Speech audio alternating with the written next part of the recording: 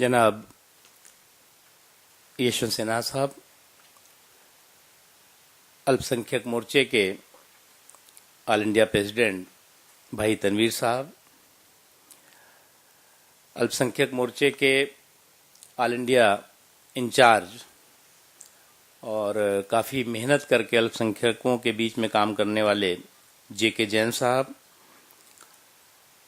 भाई जगदीश मुगी साहब, हमारे अल्पसंख्यक मोर्चे के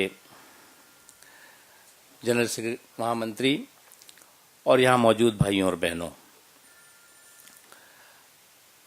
जो आज सब्जेक्ट है वो वक्फ प्रॉपर्टीज से जुड़ा हुआ है। वक्फ प्रॉपर्टीज के बारे में यहाँ पे बहुत से लोगों मैं देख रहा हूँ जो डिफरेंट वक्फ बोर्ड में जहाँ पर हमारी सरकारें हैं वहाँ पर काम कर रहे हैं और बहुत अच्छा काम कर रहे हैं। लेकिन ये वक्फ का जो सब्जेक्ट है वो केंद्र का सब्जेक्ट है, सेंट्रल गवर्नमेंट का सब्जेक्ट है। इसलिए स्टेट गवर्नमेंट्स के पास बहुत कम और बहुत ही महदूद हक भी है, पावर्स भी हैं और काम करने का मौका भी है। इस पर मैं जो कुछ भी अभी जो सिलेक्ट कमेटी बनी, सिलेक्ट कमेटी के बाद पहले लोकसभा में पास हुआ, लोकसभा में आधे घंटे के अंदर नया वक्फ कानून पास कर दिया गया। उसके बाद राज्यसभा में आया, जब राज्यसभा में आया हम सबको जानकारी लगी और तो हम लोगों ने उसकी मुखालफत की और कहा कि नहीं, ये जो कानून लोकसभा से पास होकर आया है इसमें तमाम तरह की खामियां हैं और उसको लेकर के सभी पार्टियों ने एक साथ ये बात उठाई। तो उसके बाद वो सिलेक्ट कमेटी के पास गया और सिलेक्ट कमेटी बनी। सिलेक्ट कमेटी ने भी अपना काम लगभग पूरा कर दिया है। हाउस पार्लियामेंट में आएगा, मुझे लगता है इसी सेशन में आएगा और उसमें बातचीत और डिस्कशन होने के बाद जो कुछ कमियां होंगी और भी कोई सुझाव देगा तो वो पास होगा। मैं उससे अलग एक हट के बात करता हूं। वक्फ की प्रॉपर्टीज, क्योंकि यशवंत सिन्हा साहब यहां पर बैठे हुए हैं इसलिए वक्फ की प्रॉपर्टीज या हज से रिलेटेड इश्यूज या और भी इससे जुड़े हुए सवाल, ये बड़े सवाल हैं, लेकिन यही सवाल हमारे लिए नहीं है। आज मैं जब देखता हूं तो मैं इतने यहां पर जो आप लोग बैठे हुए हैं, आजादी की लड़ाई से लेकर 100-200 साल, 300 साल, 400 साल तक जो आजादी की लड़ाई हुई, उससे लेकर आज तक जो मुस्लिम रहनुमा हैं, क्योंकि जब कोई भी कौम अपनी पहचान जो है और अपने आवाज को तभी बुलंदी के साथ रख सकती है जब वो अपने एक इतिहास को, अपनी हिस्ट्री को अच्छी तरह से बता सके। आज इतने लोग बैठे हुए हैं, आप 4 नाम नहीं ले सकते जो हमारी आजादी की लड़ाई में तमाम रहनुमा थे। नाम लेंगे आप तो मौलाना अबुल कलाम आजाद साहब का ले लेंगे या 1-2 और लेंगे, 10 नाम आपको ऐसे दिमाग में नहीं आएगा दिमाग में तो महात्मा गांधी आएंगे, जवाहरलाल नेहरू आएंगे, इंदिरा गांधी आएंगी, मोतीलाल नेहरू आएंगे। कहीं मैंने किसी भी कांग्रेस पार्टी के भी तमाम तरह के इजलास होते हैं, कहीं मैंने किसी का फोटो नहीं देखा, एक अब्दुल कलाम आजाद साहब का फोटो आता है। मैं पढ़ रहा था, मैं देख रहा था कि हजारों नाम हैं, हजारों नाम, नवाब सिराजुद्दौला से लेकर के और जो फकीरों का एक आंदोलन चला 1800 में, उसमें जो है तमाम विद्रोही फकीर थे, मजनू शाह फकीर, भवानी पठान, ऐसे तमाम नाम, मूसा शाह, चिराग अली, 1840 में हाजी मोहम्मद अहमद बरेलवी, टीपू मीर, ऐसे तमाम, मतलब सैकड़ों नाम ऐसे नाम थे हैं जो जिनकी की हिस्ट्री को हमें जानना चाहिए। ये वो लोग हैं जिन्होंने पाकिस्तान या बनने के कभी सपना नहीं देखा था। हिंदू मुस्लिम एकजहती के साथ इन्होंने आजादी की लड़ाई लड़ी। बेगम हजरत महल, जो महिलाओं में ले सकते हैं नाम, हबीबा बेगम, बेगम रहीमा, आप चाहिएगा तो मैंने काफी इस पे स्टडी की है और इसको मैं दूंगा आपको, और खासतौर से जो मोर्चे के लोग हैं उनको जरूर दूंगा, क्योंकि ये ऐसी हिस्ट्री है जिस हिस्ट्री को हमें जानना बहुत जरूरी है। और जब इस हिस्ट्री के साथ हम बात करते हैं तो मैं पढ़ रहा था कि जो झांसी की रानी को जिन्होंने प्रेरणा दी कि आजादी की इस लड़ाई को इस तरह से लड़ना चाहिए, वो ये सारे नाम तो हैं ही हैं जिनको कि दोहराने की जरूरत नहीं है।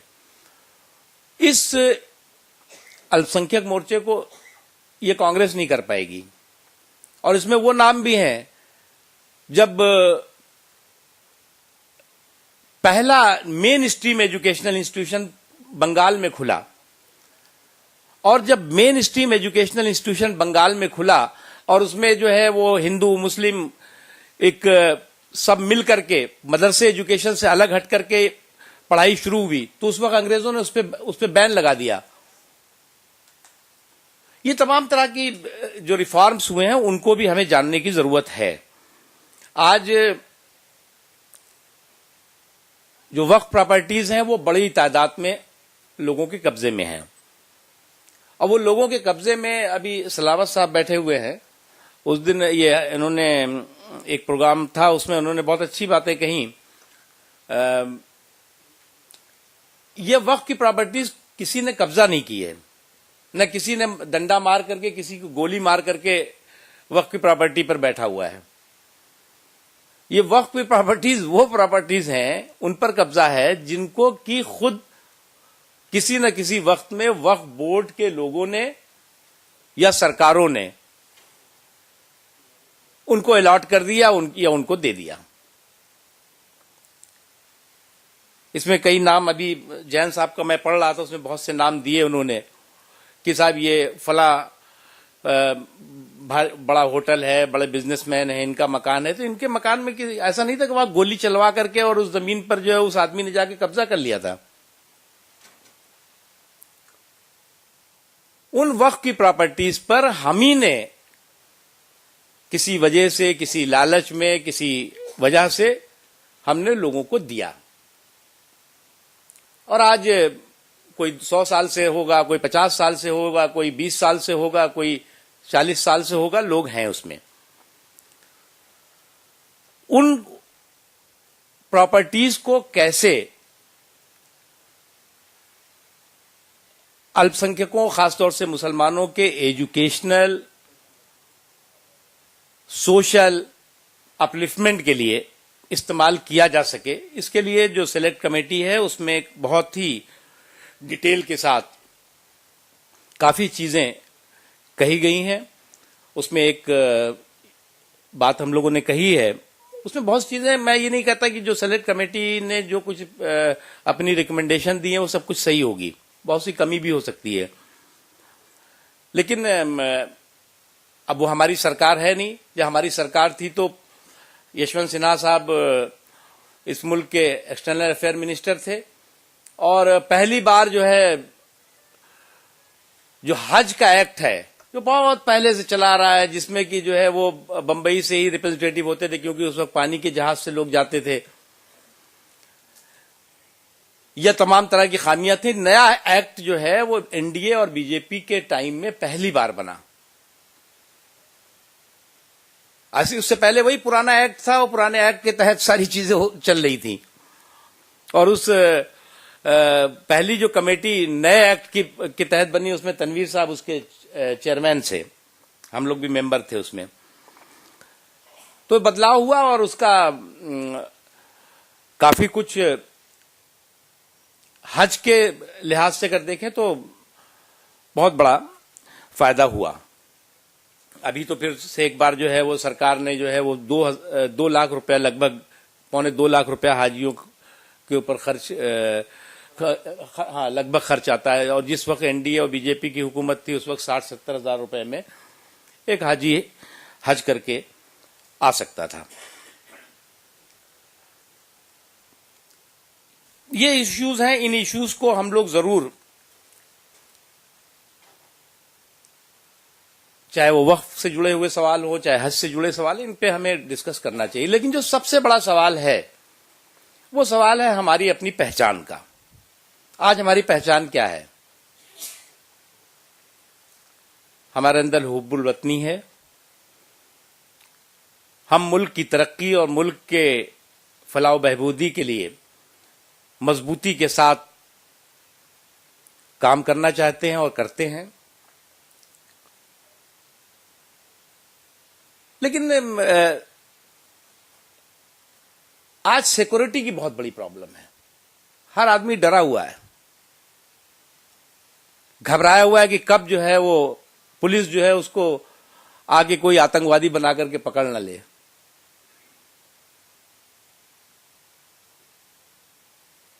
ये जो सवाल है ये वक्फ से भी बड़ा सवाल है, और ये जो है ये सवाल जो है वो हज से भी बड़ा सवाल है, और ये इस सवाल को जो है हमें जरूर समझना होगा। मैंने इसीलिए शुरू में कहा कि हमें अपने इतिहास को देखना पड़ेगा और दुनिया को बताना पड़ेगा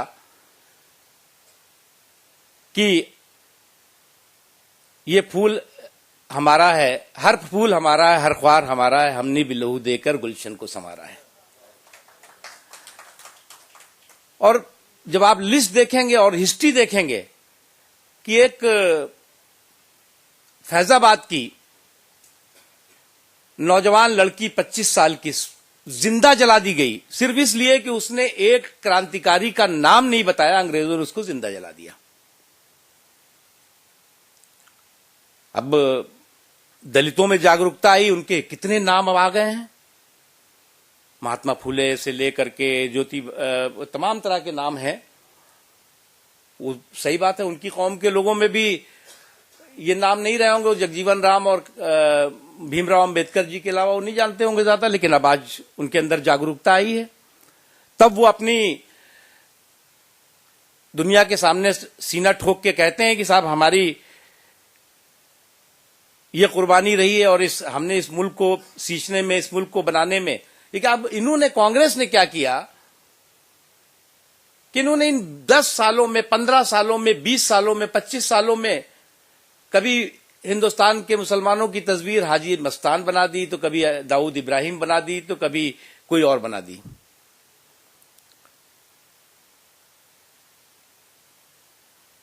कभी ये जो मैं नाम बता रहा हूं, ये इंडियन नेशनल कांग्रेस का आंदोलन के लोग थे। ये इंडियन नेशनल कांग्रेस वो राजनीतिक पार्टी नहीं, इंडियन नेशनल कांग्रेस के आंदोलन से जुड़े हुए लोग थे। इसमें बहुत से जिन्हें की फांसी हुई, जिनको की जेल डाल दिया गया, जिनको की मार दिया गया, लेकिन कभी कांग्रेस ने जिक्र तक नहीं किया इन सब का। उनके ऊपर यह जिम्मेदारी थी कि उन्हें दुनिया को बताना चाहिए था कि भाई आजादी की इस लड़ाई में, इस मुल्क को आजाद कराने में जिन्ना ही नहीं था,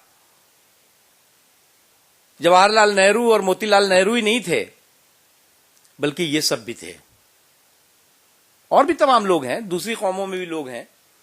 तो इनको मुझे लगता है कि करना चाहिए। माइनॉरिटी एजुकेशन के नाम पर बहुत कुछ सरकार ने अनाउंसमेंट किए, घोषणाएं की, लेकिन उसको जमीन पर उतारने में ये सरकार पूरी तरह से नाकाम रही है। और मैं अपनी बात सिर्फ इसी के साथ खत्म करूंगा कि क्योंकि यशवंत सिन्हा जी को हम लोग सुनना चाहते हैं। जब 1986 में एक राष्ट्रीय शिक्षा नीति बनी और उसके बाद उसमें तमाम तरह का 1992 में उसके बाद भी तमाम तरह के संशोधन हुए, और उसमें अल्पसंख्यकों के लिए स्पेशल, विशेष तौर से समानता और सामाजिक न्याय के पॉइंट ऑफ व्यू से, इक्वलिटी और सोशल जस्टिस के पॉइंट ऑफ व्यू से तमाम तरह के प्रोविजंस किए गए। अब मुझे इस वक्त बजट नहीं याद है, मैं एक बार पार्लियामेंट में बोला था, मैंने कहा कि जो पूरे के पूरे माइनॉरिटीज के डेवलपमेंट का बजट है वो बजट जो है वो जो ब्रॉड बैंड लगाने के लिए पंचायतों में जो बजट दिया गया उसका 25% है। यानी कि उसी में उसकी नौकरी भी, उसी में उसकी एजुकेशन भी, उसमें ही उसकी सारी तरक्की भी। और जो माइनॉरिटी के 15 इन्होंने 90 डिस्ट्रिक्ट चुने हैं, माइनॉरिटी डोमिनेटेड डिस्ट्रिक्ट्स, उस डिस्ट्रिक्ट का भी उसी में डेवलपमेंट शामिल है। तो मुझे लगता है कि पहली बात तो ये कि सुरक्षा और बराबरी का एहसास, ये जब तक एहसास हमें रहेगा कि हम 2 नंबर के सिटीजन हैं तो ना हमें कोई वक्त की प्रॉपर्टी देने वाला है, ना हमें कोई और हक देने वाला है। जब तक ये रहेगा कि हाँ हम भी जो है वो इस मुल्क के 1 नंबर के सिटीजन हैं, हमारी भी कुर्बानी कांग्रेस के या जो और तमाम लोग हैं उनसे कम नहीं रही है। हमारे भी ये लोग ये लोग जो है इन्होंने जो है वो फांसी चढ़े हैं, हमारे ये लोग जो है इनको जिंदा जला दिया गया, ये लोग हमारे कुर्बान हुए हैं, गोलियां खाई हैं। किसी को मालूम ही नहीं कि फकीरों का आंदोलन क्या था। किसी को नहीं मालूम है कि फकीरों और संतों ने मिलकर के कौन सा आंदोलन शुरू किया था जिसमें कि अंग्रेजों के छक्के छुड़ा दिए थे। किसी को मालूम नहीं, अब कहते ना मुस्लिम हैं तो महिलाएं कहां निकली होंगी। हम इतनी लंबी लिस्ट है कि महिलाओं ने खुल करके खुलेआम आंदोलन में हिस्सेदारी ली, अंग्रेजों के छक्के छुड़ाए, जिंदा जला दी गई, जेलों में गई, गोलियां खाई। ये तमाम चीजें इस हिस्ट्री के साथ आपके अंदर एतमाद बढ़ेगा, आपके अंदर जो है वो आत्मविश्वास बढ़ेगा, कॉन्फिडेंस बढ़ेगा। और ये वो लोग होंगे जो लोग कि कभी पाकिस्तान जैसा या मुस्लिम लीग से अलग हटके ये सोच के लोग थे। इसलिए मैं जो हमारी मसाइल हैं उन मसाइल में वक्फ भी एक मसाइल है, मसाइल में और भी तमाम सवाल हैं, लेकिन उससे पहले हमारे अंदर जो है वो ये हमें सब विश्वास के साथ, हम जब नेशनलिज्म की बात करते हैं, राष्ट्रवाद की बात करते हैं, तो हम अपने इतिहास, शानदार इतिहास को भी जानें और उस शानदार इतिहास को समझ करके, पढ़ करके और फिर सीना ठोक करके कहें कि भाई हम भी 1 नंबर के ही सिटीजन हैं। ये नहीं कि आज तो ये हो गया है कि मैं तो कभी कभी कहता हूं कि हर मुसलमान की दाढ़ी और टोपी पर मेड इन अलकायदा का ठप्पा लगा दिया गया है। आप देख लो, पता लगा कहीं भी कोई पकड़ जाएगा, कहीं जो है मुंबई में पकड़ा जा रहा है, कहीं जो है। आज मुझे इस बात की खुशी है कि हमारे मध्य प्रदेश में, छत्तीसगढ़ में, इवन बिहार में भी एनडीए की हुकूमत है, इस तरह की घटनाएं नहीं हो रही। अगर कहीं पकड़ा जाएगा तो दिल्ली में पकड़ा जाएगा, मुंबई में पकड़ा जाएगा, जो है वो राजस्थान में पकड़ लिए जाते हैं अब, जहां पे कांग्रेस की हुकूमत है। महाराष्ट्र, हाँ मुंबई बताया। क्यों होता है ऐसा? क्यों ये सेकुलर जमात के ही बीच में जो है वो इन्हें आतंकवादी दिखता है? हमें आया तो हमारे यहां तो ये खुद नहीं बता पाते, ये कहते साहब हाँ ठीक है। अभी यूपी में जो है वो मायावती जी की हुकूमत में, और अभी गोलियां मार दी गई लोगों को। तो ये तमाम चीजें हैं, ये तो एक अलग इशू है, कभी और इस पर डिस्कस करेंगे। लेकिन मैं इतना जरूर कहना चाहता हूं कि हमें अपने जो हक हैं, जायज हक हैं, उनके लिए लड़ने की ताकत होनी चाहिए। और जो मेन स्ट्रीम इश्यूज हैं, जो हमारे सवाल है, एजुकेशन हमारा सवाल है। मैंने कभी नहीं देखा कि कोई दिल्ली में रामलीला मैदान में 10 लाख लोगों की, 5 लाख लोगों की रैली जो है वो एजुकेशन को लेकर हो जाए, रोजगार को लेकर हो जाए, बराबरी के एहसास को लेकर हो जाए। ये तमाम और जो लोगों से जुड़े हुए सवाल हैं उनको लेकर हो जाए। हाँ अभी आप कहिए तो हज के इशू पे लेकर के हम 5 लाख लोग इकट्ठा हो जाएंगे, वक्त पे भी पता नहीं होंगे, नहीं मुझे नहीं मालूम। तो इन इश्यूज पर हमें लड़ाई लड़नी होगी, उनसे अलग हट करके। तो आज लोग सोच चाहते हैं कि कोई ना कोई इन सवालों को लेकर के हमारे बीच में आए। ठीक है, वक्फ की प्रॉपर्टीज होंगी, वक्फ की प्रॉपर्टीज कितनी खाली हो पाएंगी, हम कानून बन जाएगा, कानून बनने के बाद जो है वो कौन लेकर के डंडा रोज खड़ा रहेगा, मुझे तो समझ में नहीं आ रहा है। मैं मीटिंग में भी यही कहता था कि भैया ये जिन्होंने 50, तो वो बात एक आई है कि साहब मार्केट रेट, मार्केट वैल्यू के हिसाब से वो पैसा दे दें और वक्फ की प्रॉपर्टीज को खाली कराया जाए। लेकिन हम, मुझसे अगर पर्सनल कोई कहे तो मैं ये नहीं, इसके पक्ष में नहीं हूं कि हर जिले में हम बता दें कि डंडा लेके जो घर में रह रहा है उसको लेके मारना शुरू करो, जाके निकालना बाहर करो, तो वो एक और मुसीबत होगी। ये सरकार की जिम्मेदारी है, सरकार कानून बनाए और ऐसे कानून बनाए जिन्होंने नाजायज जो है वो वक्फ की प्रॉपर्टीज पे कब्जा किया वो वापस करें और वापस करने के बाद उसका सही इस्तेमाल हो।